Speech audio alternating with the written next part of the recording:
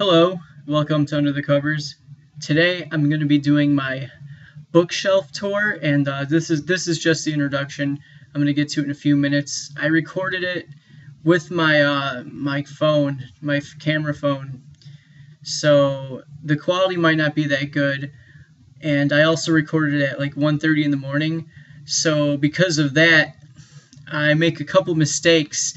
One of them is I refer to the book The Red Badge of Courage as a book written by Nathaniel Hawthorne. Well, as we all know, that's wrong. Nathaniel Hawthorne wrote The Scarlet Letter, not The Red Badge of Courage. Stephen Crane wrote The Red Badge of Courage. So that's a correction. And I also forgot to show one book from my bookshelf because it's not in my bookshelf. It never goes into my bookshelf. It always stays on my bedside table, and that's Catcher in the Rye. So I figured I'd include that now. So let's get to the tour. Okay, this is my new shelf. This is I guess this is the shelf of my favorite books or favorite authors. First of all, we got How the Grinch Stole Christmas by Dr. Seuss. That's essential, I think, in any library. Then we got some Henry Rollins, Black Coffee Blues, Nick and Nora's Infinite Playlist, Invisible Man by Ralph Ellison, one of my favorites. And then we got a couple books by Charles Romalotti, Sale Days and Pariah. Then we got Joe Mino with Tender as Hellfire and Hairstyles of the Damned. Then we got Richard Matheson, I Am Legend, and it's also a collection of short stories too after I Am Legend.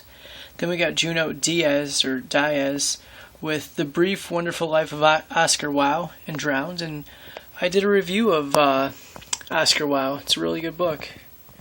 And then we got Kurt Vonnegut, we got Cat's Cradle, Dead-Eyed Dick, Galapagos, Breakfast of Champions, The Sirens of Titan, and then we got Slaughterhouse-5.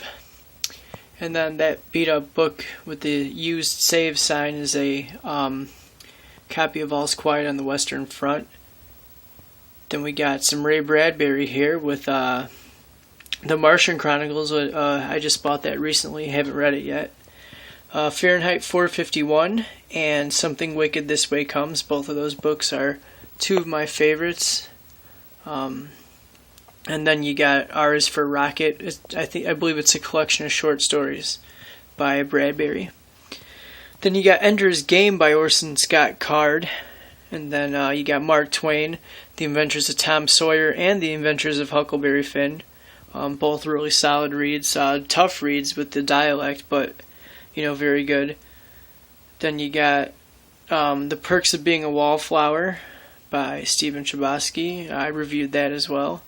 Then you got Narrative of the Life of Frederick Douglass, an American Slave, of course, by Frederick Douglass, which is a great read if you haven't read it. You really get to see the struggles of a slave, and it's a pretty powerful book. Then you got Sherman Alexie with The Absolutely True Diary of a Part-Time Indian. Then you got Flight, and then you got War Dances. And then we got The Phantom Toll Booth by Norton Juster, I believe it is. Is it Norton Juster? I can't even get this out. Yeah, Norton Juster. I should have known. Sorry about that. Then you got Tim O'Brien with The Things They Carried, and that's a really good book. It's about whoa, I almost tripped. Wow. It's about a soldier in Vietnam and his crew, and I almost dropped my phone here. I'm recording this on my phone, so hopefully it turns out good. Then you got The Zombie Survival Guide in World War Z by Max Brooks, and read World War Z soon before it's turned into a movie, and then you're already on the bandwagon. And then you've got Plague of the Dead and Thunder and Ashes and Survivors by Z.A. Reich. And I actually just bought this book today while I'm filming. And it's the third book in the trilogy. The trilogy is now complete, and unfortunately Z.A. Reich died before the final edition could come out, but they did something where I believe a couple other people collaborated on his drafts and put it together as a tribute to him, I believe. And then lastly, we got John Green with Looking for Alaska, An Abundance of Catherine's, Paper Towns, and The Fault in Our Stars. And I reviewed The Fault in Our Stars a couple reviews ago. It's a very good book.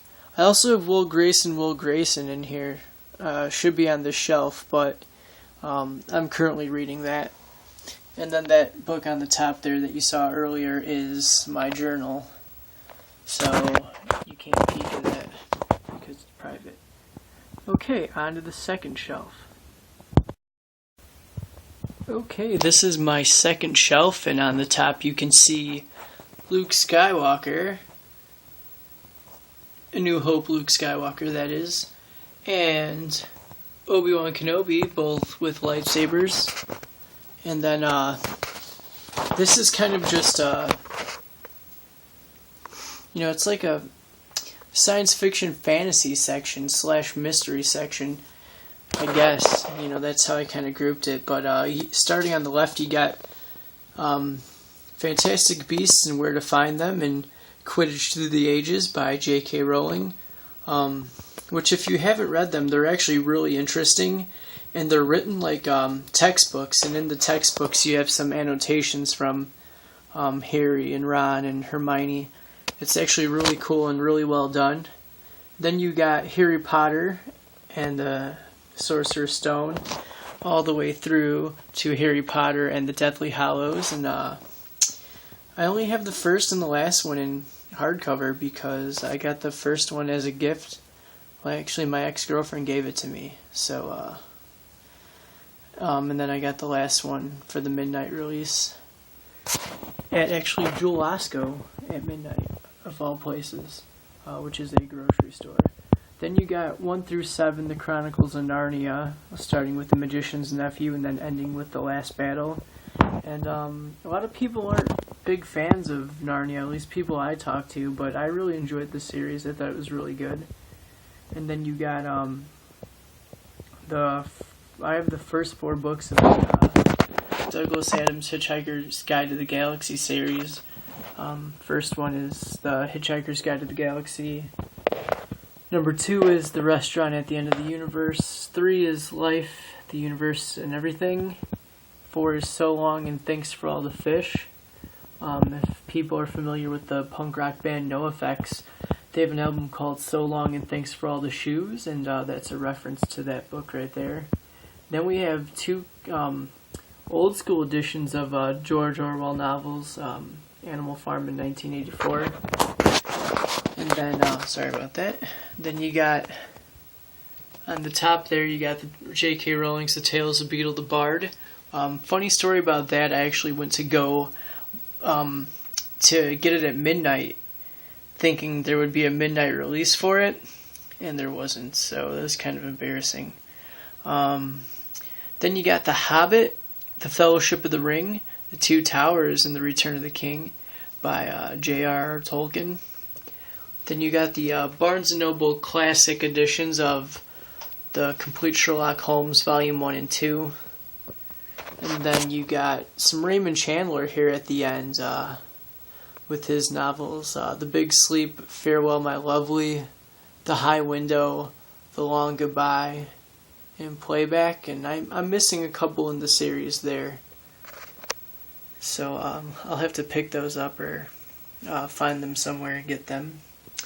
Alright, let's go on to the next shelf. This is my big bookcase here, which I put together myself. But let's go to the top here. You got The Grinch. I absolutely love The Grinch. And then you got Rebel Pilot Luke Skywalker, a Dwight Schrute bobblehead, and then you got the complete Lost series. I'm a big fan of the show Lost, and it's actually, I watch the show like it's a book. I like to think of the first season as the first book in the series, and then every episode as a chapter in the book, and that's how I describe it to my friends. And it's a really good show. There's a lot of literary references throughout the series, which I think book readers will enjoy. But anyways, this is not a Lost promotion here. This is my book review, my bookshelf tour, I guess. Then you got Brian Selznick here with The Invention of Hugo Cabret. one of my favorite books. And then you got his second novel, Wonderstruck, which I will be reviewing possibly soon. And then you got some Raymond D. Feist with his books Daughter of the Empire, Magician Apprentice, Magician Master, Silverthorn, A Darkness at Sethanon, and then The King's Buccaneer. And then you got these three books here are by Chester Himes. You got A Rage in Harlem, Blind Man with a Pistol, and Cotton Comes to Harlem.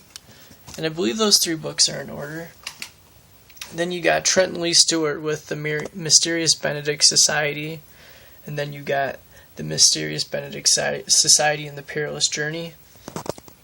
After that, you have books 2 through 5 of the Percy Jackson series. I let one of my friends borrow the first one, and hopefully she's done reading it so I can have it back.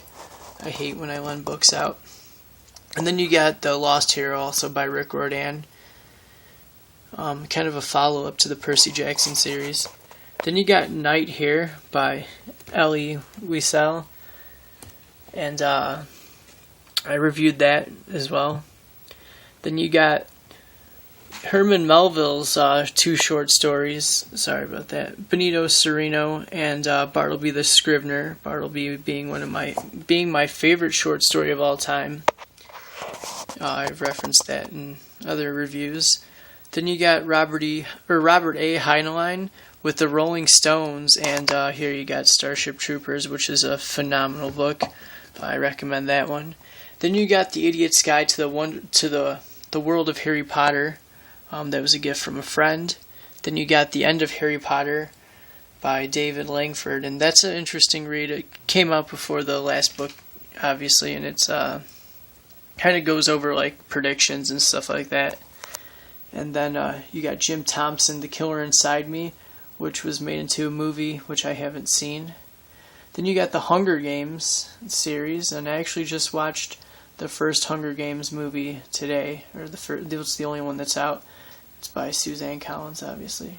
And the second one, Catching Fire and the Mockingjay. And then you got... Then you got Watchmen by Alan Moore and Dave Gibbons, and that's also very good. A big fan of that graphic novel.